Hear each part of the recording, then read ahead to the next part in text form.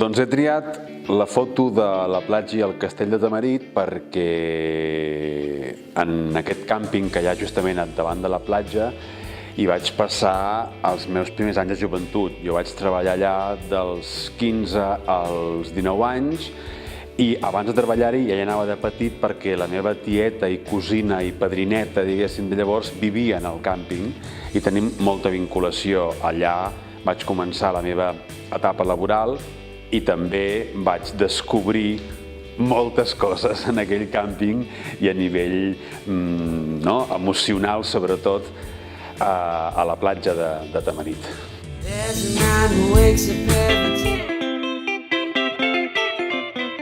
El segon és la plaça de la Font.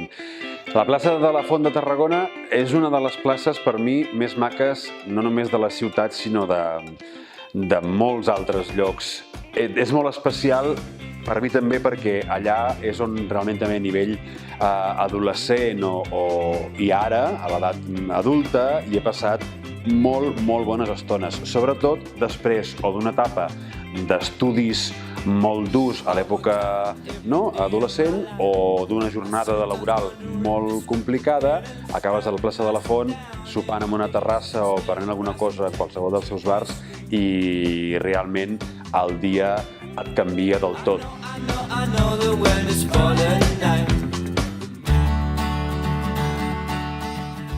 Bé, i la tercera foto és el carrer Merceria, els arcs del carrer Merceria, principalment perquè és un dels recorreguts que més faig quan vinc a treballar a la Sala Trono,